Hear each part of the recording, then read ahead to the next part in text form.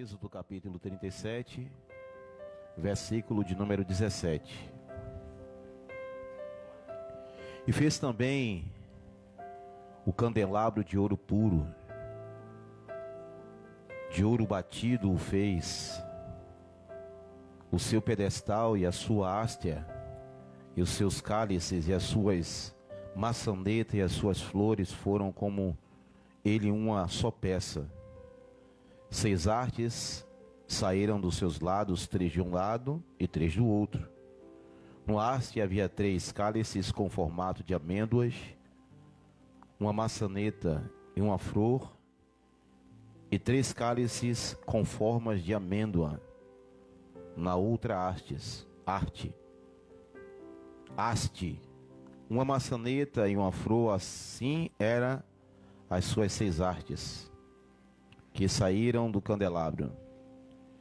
Mas o candelabro mesmo não havia 4 cálices com forma de amêndoa, com as suas maçanetas e as suas flores. Havia uma maçaneta sobre 2 hastes que saíram deles, e ainda uma maçaneta sobre 2 outras hastes que saíam dele, e ainda mais uma maçaneta sobre 2 hastes que saíram dele. Assim se fez as 6 hastes que saíram do candelabro. As suas maçanetas e as suas hastes eram do mesmo. Tudo era de uma só peça, obra batida de ouro puro. Também ele fez 7 lâmpadas e as suas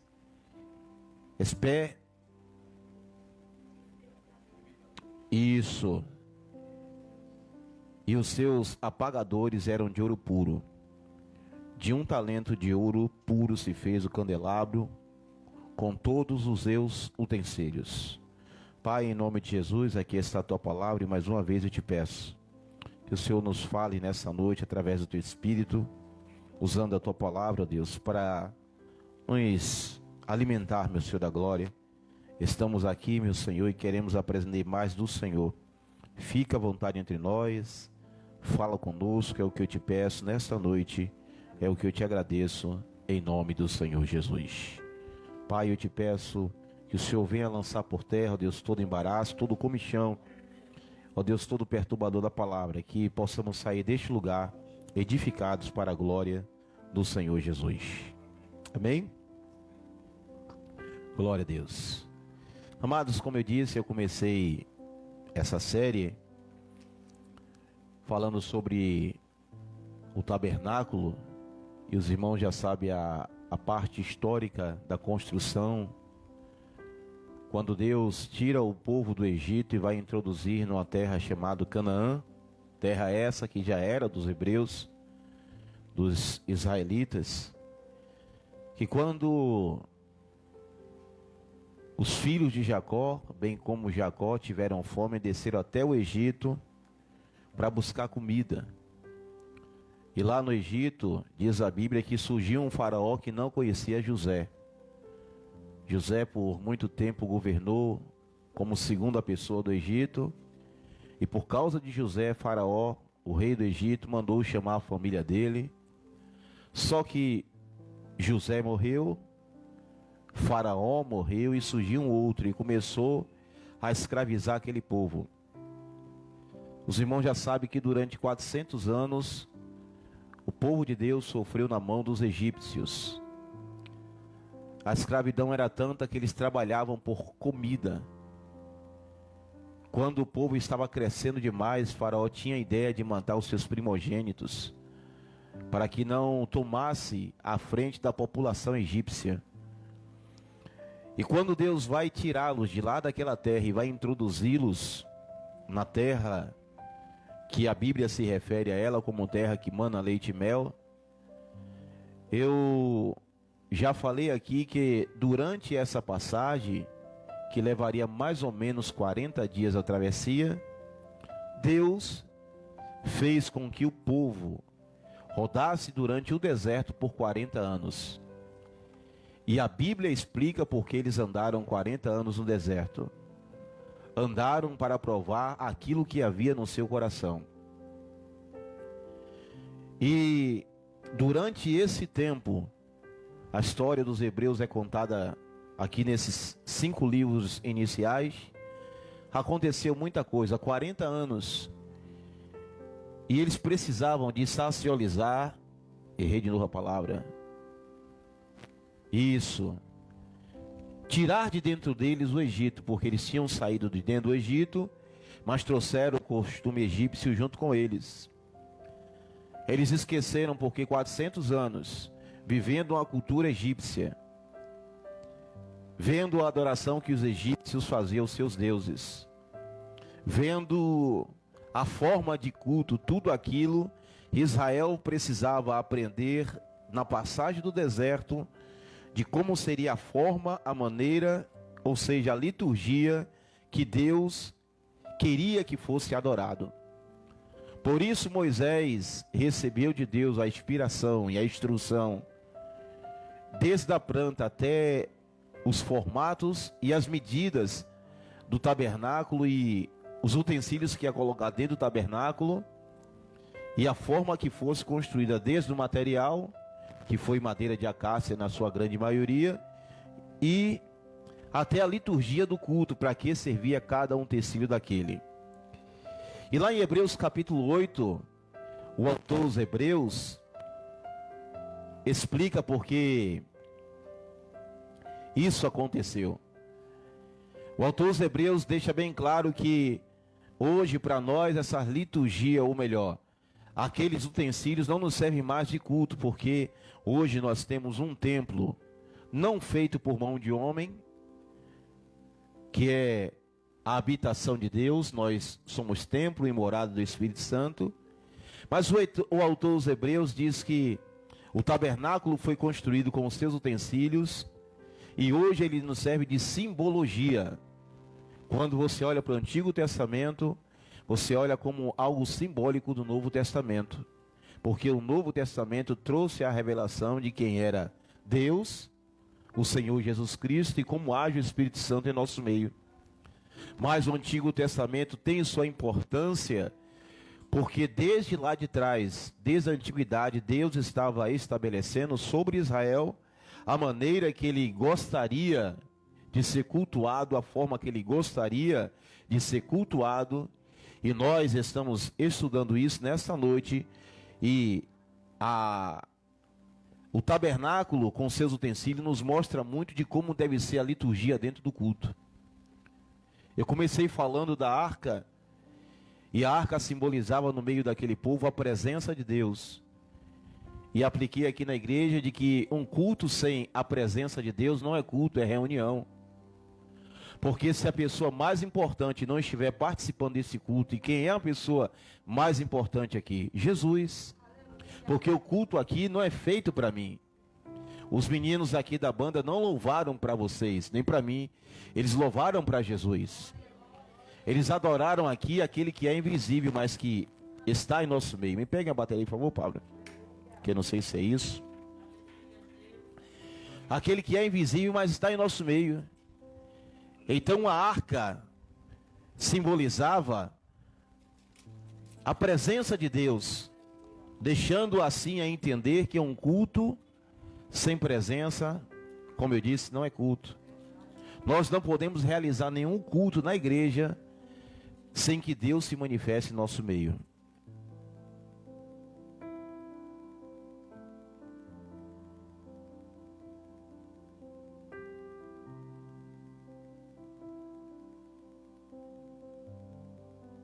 Vamos lá agora? Se pega, né? Em nome de Jesus. Então deixei assim, trouxe essa mensagem sobre a arca para explicar que sem a presença não vale a pena nem sequer nós vimos aqui. Moisés falou sobre isso. Moisés reclama quando Deus diz: Moisés, o meu anjo vai adiante de ti e a minha presença não irá contigo. E Moisés reclama dizendo: Senhor, se a tua presença não for conosco, não nos faça nem sair deste lugar. Porque Moisés bem sabia que ainda que tivesse nuvem e coluna e um anjo, sem a presença de Deus, eles não seriam nada. É por isso que nós temos que nos esmerar, e nós temos que fazer o melhor para que todos os cultos, Deus se apresente. E pode ser, pastor, que Deus não se apresente no culto? Pode. A Bíblia diz no livro de Apocalipse que Deus está na porta de uma igreja, batendo a porta, esperando que alguém abrisse para que ele pudesse entrar e fazer e participar daquele culto. Laodiceia fechou de tal maneira o coração que ele, quando fazia os seus cultos, as suas reuniões, Deus não estava presente. Muito pelo contrário, Deus ficava do lado de fora. É por isso que o culto, irmãos, por mais alegre ou por mais fantasioso, digamos assim, ou festivo que seja, Deus precisa estar no meio. Depois falei sobre, eu só estou dando aqui uma revisada para entrar no assunto.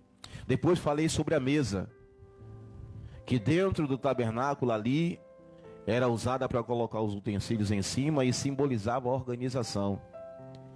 Deixando assim, bem claro que um culto que tiver presença e se tiver organização, nós já estamos no caminho certo. Porque Deus, Ele é um Deus ordeiro e organizado.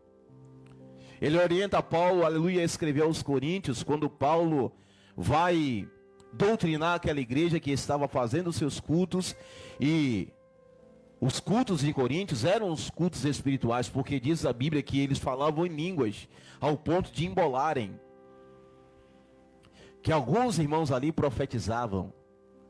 Mas Paulo chega pela orientação de Deus e fala assim: olha, quando vocês forem se reunir na igreja para cultuar a Deus, tenham organização. Faça-se tudo com ordem e decência. Para quê? Para que dentro do culto não haja bagunça e entre alguém naquele culto e pergunte: o que é que esses irmãos estão fazendo? Paulo chega a dar instrução que na hora de falar em línguas, aliás, muitos de nós acreditamos que nós falamos em língua de maneira descontrolada. Paulo diz que não. Paulo diz que se tiver dois irmãos falando em língua e o terceiro for falar, cale-se o primeiro para que o outro fale. E ele explica porque o espírito do profeta é sujeito ao profeta. Então não há desculpa para nós termos um culto desorganizado. E a mesa estava ali simbolizando isso, que um culto também precisa ter organização. E o terceiro elemento que vou falar nessa noite é sobre o candelabro, que era uma peça que servia para iluminação. Apesar de ter as lâmpadas, o candelabro ali significava que precisava de luz e iluminação sobre aquele lugar. A Bíblia vai tratar como luz e iluminação no Novo Testamento a palavra. O salmista Davi, no Salmo 119, capítulo 105, ele diz: luz, lâmpada é a tua palavra e luz para os meus caminhos. Aliás, a Bíblia está repleta de versículos nos arremetendo a entender que a palavra, ela é lâmpada. Que sem a palavra, e toda a igreja tem que prestar atenção para esse utensílio chamado candelabro, de que numa igreja, se você fizer o culto e se ele tiver presença, ótimo. Se tiver organização, ótimo. Mas se não tiver palavra, o culto ficou incompleto. Que na liturgia, isso quem fala muito aqui é o evangelista Fábio, na liturgia do culto existe a apresentação da oferta que nós fazemos para Deus, que são os nossos louvores, que é a nossa adoração, a nossa oferta por si mesmo, como dinheiro, oferta, sacrifício, dízimo. E existe a palavra, que é a oferta de Deus para nós. É a hora onde Deus faz com que o seu povo se assente e escute. E Deus sempre teve coragem, ou teve o cuidado de não deixar faltar palavra para o seu povo, que desde ali do deserto, Deus manda escrever 5 livros por meio de Moisés. E para que ele escreve 5 livros? Para que esses 5 livros servissem como base e direção de conduta para os crentes. Então, o candelabro ali, no tabernáculo, significava a palavra, deixando a entender assim que nós que prestamos atenção em cultuar a Deus, temos que dar atenção para a palavra dele. Temos que ter nos nossos cultos, pelo menos, irmãos, pelo menos, todos os cultos têm que ter, mas pelo menos um culto onde se tire somente para ensinar a palavra. A palavra hoje não faz tanto sucesso no meio da igreja, porque afinal de contas, estudar a palavra de Deus é algo muito monótono. Hoje, infelizmente, nós queremos e viemos para a igreja muitas vezes para resolver o nosso problema. Nós queremos sair de nossa casa e chegar na igreja e querer ouvir de Deus a solução para o problema que estamos passando. Por isso até nos apressamos na hora do começo da palavra e também no término da palavra, porque afinal de contas, alguns acham que nós não podemos perder tempo aqui estudando a Bíblia.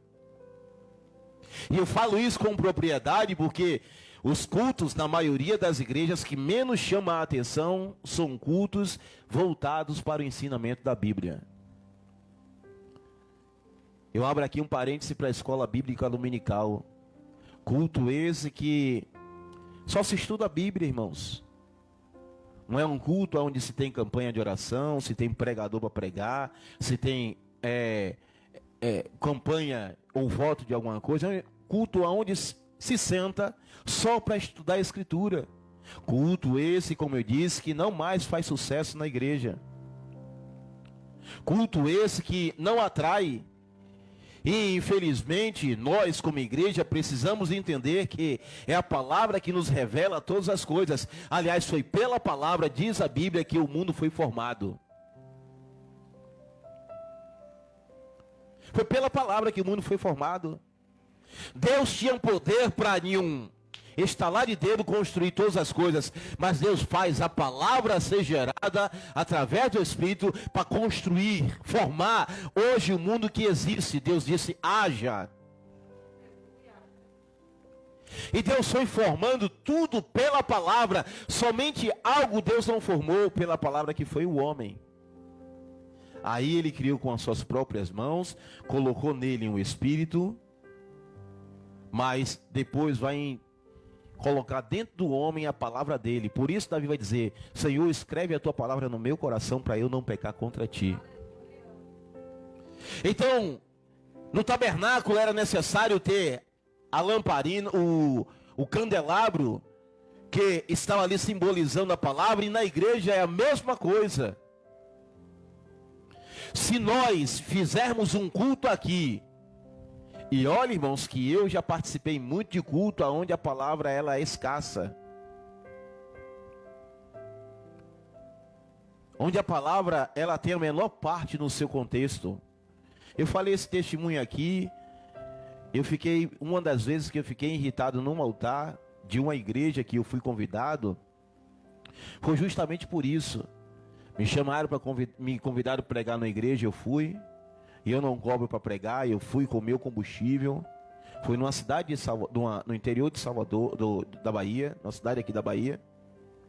Eu fui, botei meu combustível no meu carro, fui. Chegando lá, o culto começava às 7 horas e tinha que terminar às 9h30. Pois bem, cheguei às 6h45, 6h30, porque, como eu disse, eu gosto de chegar cedo no culto.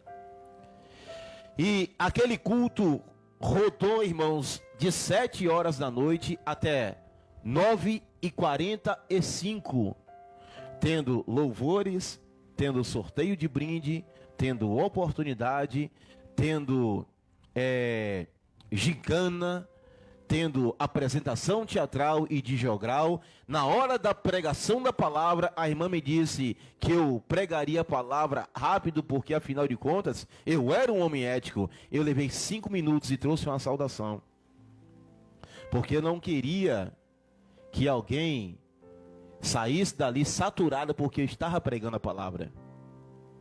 Fui pregar em outra igreja também aqui. Essa foi em Lauro de Freitas ou foi Jauá, não me lembro bem o lugar. Chegando lá, o pastor disse, pastor, o senhor prega a festividade da igreja? Eu digo, vou sim. Cheguei na igreja às 6h30 mais uma vez, 7 horas nós começamos o culto, e tinha alguns pastores na igreja. E começou o culto, irmãos, de 7 horas até, pasmem vocês, 10h30. De 7 horas até 10h15, tendo-se oportunidade, louvores, adoração, apresentação. Quando deu 10h15, o pastor, muito amigo meu, disse: pastor, o senhor pode ficar à vontade. Eu digo: o senhor quer matar o povo? Irmãos, os irmãos já estavam com aquela cara pior do que a de vocês aqui nessa noite. Oh, desculpa aí a máscara. Aí quem é que tá ficando limpando aí, ó? Só vejo o cara feia. Eu digo: o senhor quer matar o povo? Como é que eu vou pegar 10h15? Eu também já estava saturado. Uma que já tinha murmurado no altar. Murmurou, pastor? Murmurou, não vou mentir para vocês. Deus conhece meu coração. Como é que eu chego no culto 7 da noite e vou até 10h15 escutando oportunidade de pessoas? E ele disse: não, pastor, faz o seguinte, não tem como eu pregar, eu não me zango com isso, não vou me zangar, fique tranquilo, o senhor marca que eu volto depois. E me diga uma coisa, naquele culto, qual foi a hora que Deus falou com a igreja? Nenhuma. Porque se Fábio fala algo aqui, e se isso é verdade, a hora que Deus fala com a igreja é justamente na hora da pregação da palavra. Caso contrário, somos nós falando com Deus. E eu te pergunto, você quer sair daqui dessa noite sem ouvir a voz de Deus? Não. Então num culto eu não posso deixar de escutar a palavra, porque se a palavra não for pregada, Deus não falou comigo.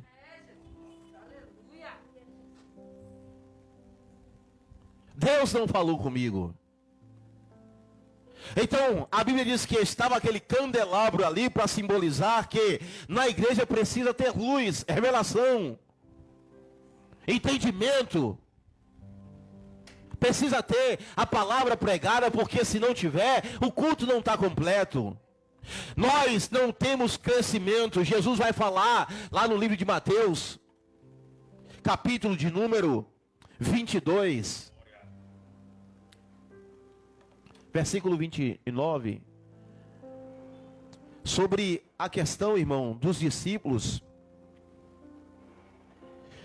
errarem. Aliás, os discípulos, não me perdoe, os judeus, os fariseus e os escribas errarem. Sabe por quê? Porque não conhecia a Escritura. Quando você não conhece a Escritura, você é levado por vento de doutrinas. Sabe por que acontece muitas heresias em nosso meio? De vez em quando você vê surgindo heresia, porque infelizmente as pessoas não conhecem Bíblia. Nós estamos muito condicionados, ou nós estamos muito preparados para ouvir uma palavra que mais mexa com o nosso coração do que uma palavra que nos confronte. Nós queremos ouvir uma palavra que, se bem que na maioria das vezes onde se vibra na igreja, na maioria das vezes, na grande maioria, a pessoa nem sabe que foi pregado, simplesmente está na emoção. As barbaridades estão acontecendo hoje porque a igreja não tem mais condição de, como aqueles crentes lá em Bereia, conseguir filtrar porque não conhece Bíblia. Aí você vê atrocidades acontecendo em nome de Jesus Cristo. As pessoas falam em nome de Jesus e citando versículos que no seu contexto não quer dizer absolutamente nada, porque foram versículos interpretados errado.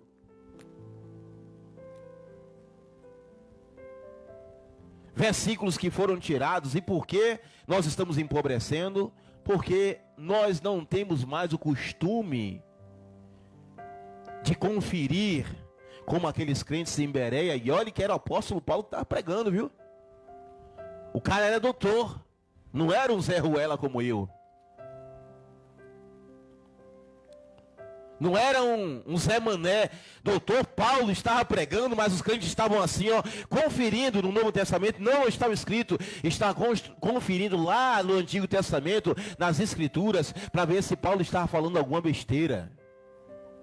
E tem hora que na igreja a gente aplaude, irmãos, bobagem que as pessoas falam. Eu já peguei aqui uns 2 pregadores que veio pregar algumas vezes, e os irmãos aplaudindo as besteiras. Eu digo: olha, eu vou chamar a atenção. E eu quero deixar aqui bem claro, se alguém vier pregar aqui e falar alguma besteira, não aplauda não. Fique calado, faça igual a Ramon como está ali naquela hora.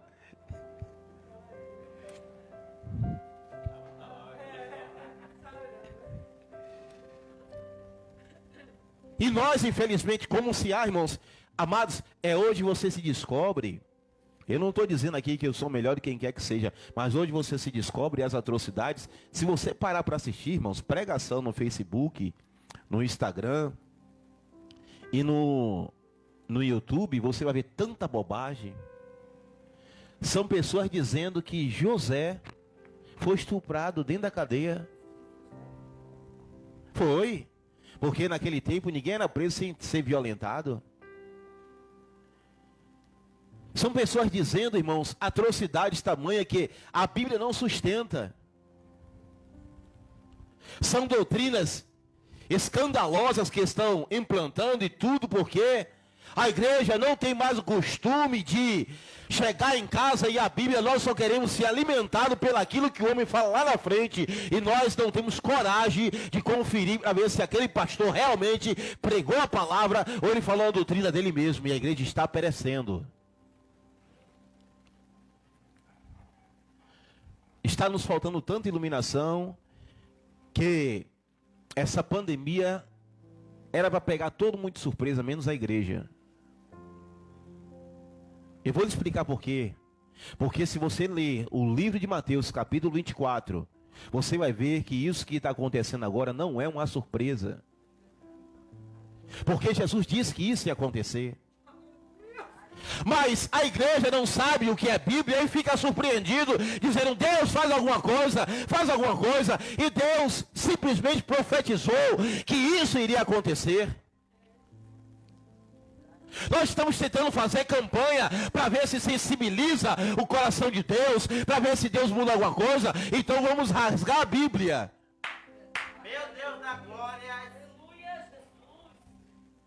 O Senhor mandou a igreja se preparar para essa hora, e nós estamos querendo que Deus tire. Eu também quero, Senhor, por favor, tire a pandemia, mas nós estamos aqui sofrendo, porque nós não entendemos, se essa pandemia não sair, e olhe que o coronavírus, irmãos, não vai ser mais erradicado, vamos ter que conviver com ele a vida toda. Deus está dizendo à igreja, que é para a igreja se preparar, porque qualquer hora ele pode arrebatar. Enquanto nós estamos aqui tentando explicação, procurando saber se foi Deus, ou se foi os homens, ou foi o diabo que mandou o coronavírus, eu não quero saber. Eu sei que a Bíblia deixou escrito que isso iria acontecer, e eu vou te surpreender agora. Se você continuar lendo o livro de Mateus, vai acontecer coisa pior. Mas a palavra nos surpreende, sabe por quê? Essas coisas nos surpreendem porque nós não conhecemos Bíblia. Passamos da onda do estudo da palavra para a onda da palavra emotiva. Parece que a igreja hoje, irmão, me parece que a igreja hoje é um consultório psicológico, onde você fala assim, ó, eu vou sexta-feira porque eu quero ouvir uma palavra de vida e vitória. Não é assim. Vai ter hora que você vai chegar na igreja e você vai estar mal e Deus vai piorar a sua situação. É, pastor? É. Vai ter hora, porque Deus podia aliviar para Caim, podia ou não podia? Deixava esse assunto para depois. O camarada estava inflamado, inchado, zangado, porque a oferta dele não tinha sido aceitada. Deus dava para tapiar Caim e depois dava a repreensão. É assim que os pastores costumam fazer. Não, Deus chega para Caim na hora e diz, meu filho, o que é que está acontecendo com você? Cadê o teu irmão? Olha, o sangue do seu irmão está clamando da terra. Você vai ser amaldiçoado porque você fez isso. Deus precisou confrontar, irmãos, a Saul, porque ele foi desobediente à voz de Deus por meio do profeta. E quantas vezes Israel precisava de uma mensagem e Deus quis, aleluia, falar com Israel. Israel esperava uma mensagem e Jesus falou assim, ó Jerusalém, quantas vezes eu quis juntar-vos como as galinhas, a galinha junta os seus pintinhos debaixo das asas, mas vocês vão ficar desertos. E a igreja está sendo surpreendida, porque infelizmente, irmãos, não leu a Bíblia. Porque se lesse, saberia que isso não seria surpresa. Quando se fala em perseguição de crente, pode ser por partido político, isso para mim não é surpresa, porque está escrito. Quando se fala em perseguição da igreja, pode ser por ministro, por presidente, governadores, prefeitos. Para mim isso, irmãos, não é surpresa, porque Jesus disse que isso ia acontecer. Mas nós nos surpreendemos porque passamos, irmãos, uma década. Eu, de 2099, eu aceitei Jesus em 96, até 99 nós ouvimos falar sempre do arrebatamento da igreja. Passamos mais de uma década ouvindo uma palavra na igreja que só viesse resolver o nosso problema. Estamos acostumados a ter uma dor de cabeça e vir para a igreja e só queremos a cura da dor de cabeça. Nós estamos acostumados a estarmos num pecado e queremos ouvir Deus falar que não tem problema nenhum. Você pode chegar aqui, porque afinal de contas Deus te aceita como você estiver. E você não quer mais sair do pecado, você quer um jeito. Nós queremos que Deus dê um jeito para que Ele possa aceitar o nosso pecado. Nós não queremos mais ouvir palavra que nos confronte. Aliás, chegou um tempo onde os crentes estão congregando em casa, sabe por quê? Porque minha pregação, se estiver chata agora, eles mudam para outra pregação. Porque se vier para a igreja e tiver uma pregação chata, e Deus estiver te apertando, você se torce tudo aí, mas não sai da igreja por educação. Mas tem que me escutar e tem que escutar Deus até o final. E as pessoas pegaram costume agora porque não querem mais ser confrontados. Discutimos com o pastor, mas o senhor não tem outra coisa para pregar não, é? Queremos determinar o que será pregado na igreja. Porque o culto de libertação tem que ser uma palavra de vitória. Domingo tem que ser isso. Não, aqui na igreja ou em qualquer outra igreja, Deus tem que falar a hora que Ele quiser falar. Porque a igreja é dele. E se Ele quiser botar o dedo na minha cara, Ele bota, porque Ele é meu Deus. E se Ele quiser botar o dedo na sua cara, Ele bota, porque Ele é teu Deus, Ele é teu Pai. E o teu Pai vai te corrigir todas as vezes que nós estivermos errados. A igreja, irmãos, perdeu o costume de se orientar pela palavra. E hoje estamos vivendo uma tragédia. Ela limpa.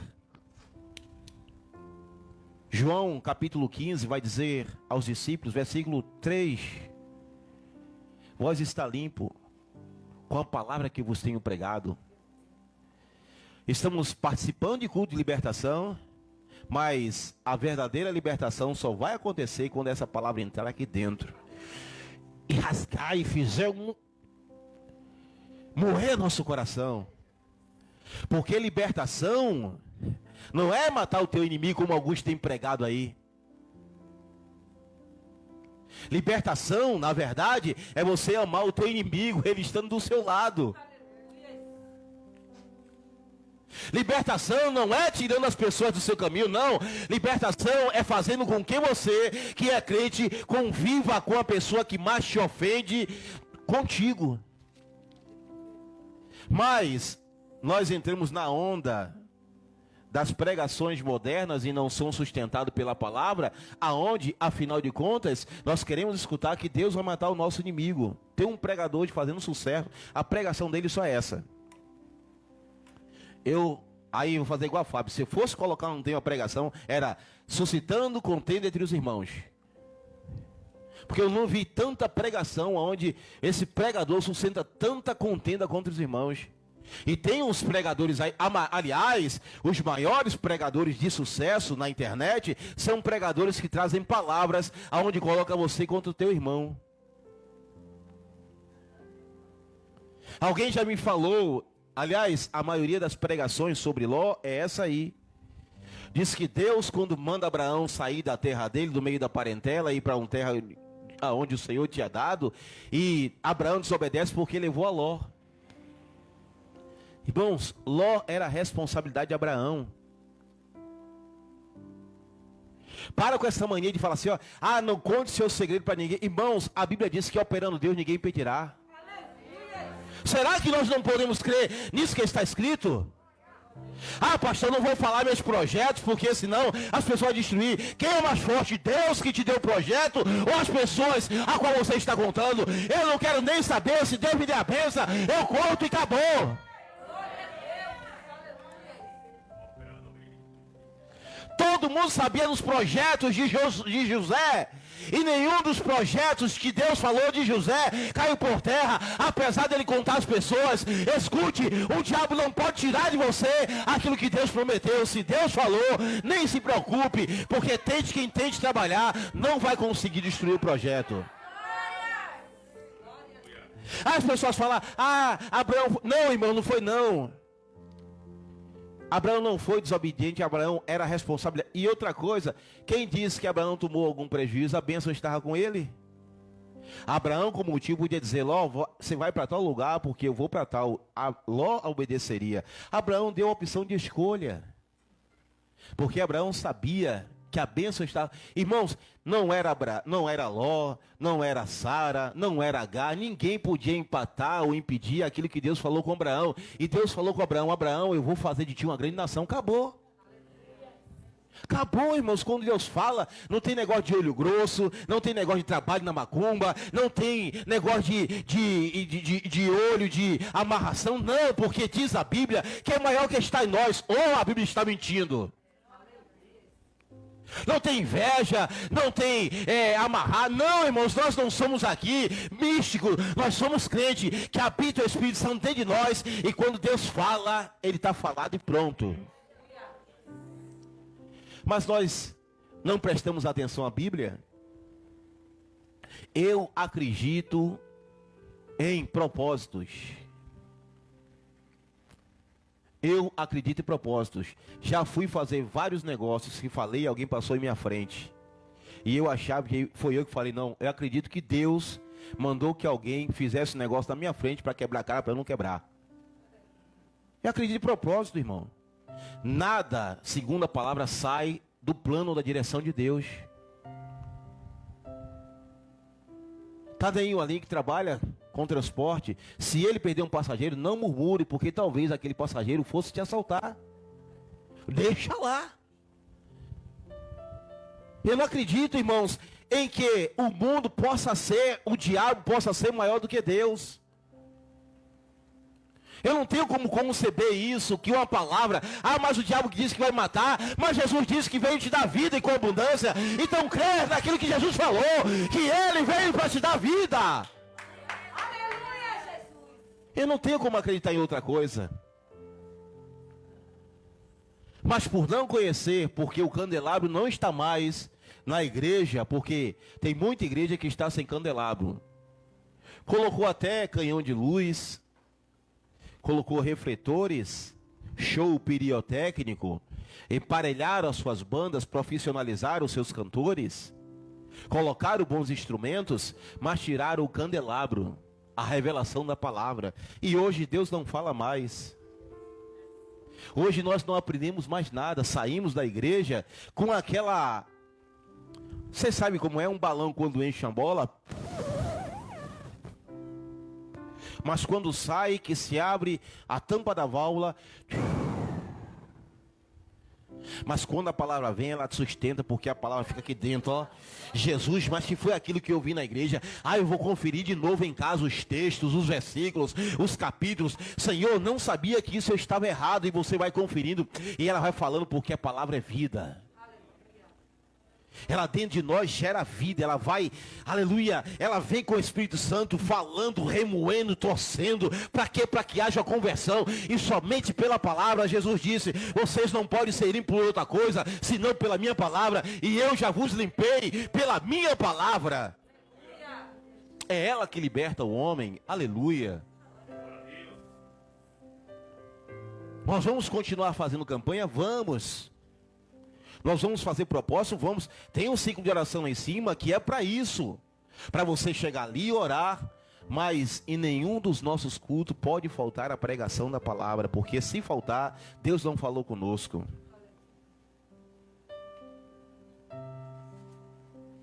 Paulo, ele vai pregar para os irmãos, e diz a Bíblia que o seu discurso se alonga um pouco pela madrugada, um pouquinho só. Foi a vigília, começou num culto igual a esse, terminou a vigília. Um menino por nome Eutico, ou Eutico, dorme, cai e morre. Dormindo na hora do culto. Só podia gerar morte. Para algumas pessoas, irmãos, eu sei que esse culto de quarta-feira vai ser sempre um culto enfadonho, mas eu não posso deixar de fazê-lo. Se você realmente não gostar, vem sexta, não tem problema nenhum. Se não gostar, vocês podem vir agora todo domingo, porque afinal de contas, vocês não vão me ver mais pregando em domingo, será os meninos aí que vai estar pregando, já que eu encho muito saco. Mas a igreja não pode perder o princípio da lamparina no meio do candelabro, no meio da sua igreja, porque senão nós vamos sucumbir, vamos viver por ventos de doutrina. Cada dia vai ser uma novidade. E olhe, que tem alguns pastores que dormem, parece que tem uma diarreia mental de madrugada, que me aparece com cada novidade. São absurdos, irmãos, que vocês precisam entender e ver que há muitos absurdos na Bíblia. Nós já ouvimos aqui o pastor que vai ler lá no livro de Oséias, esse está na internet, toma a mulher do seu... Como foi, meu Deus? Foi... E adultera com ela, ele entendeu? Toma a mulher do teu amigo e adultera com ela. E assim ele fez. Depois o repórter falou, ô pastor, não é adúltera não. A mulher do teu amigo adúltera, ele, deixa eu ver. É bem que você falou. Que absurdo, irmão. Mas você acha que é a única coisa? Por pretexto de revelações na igreja, nós estamos passando por cima da palavra. Por pretexto de que Deus mandou fazer alguma coisa, nós estamos passando por cima da Bíblia. E onde é que Deus fica nisso? Deus fica sem falar com a igreja. E nós enchemos-nos de emoção. Amados, a Bíblia vai dizer que 2 homens construíram 2 casas, o terreno era o mesmo, mas o tipo de material, aliás, o material era o mesmo, mas o terreno era diferente, e um quis construir sobre areia porque era fácil. Uma igreja que vive em ondas de doutrina, ela enche, mas esvazia, mas uma igreja que está fundamentada na palavra, vai vir coronavírus, vai vir perseguição, vai vir qualquer coisa, e os seus membros não vai desviar, porque está preparado para isso.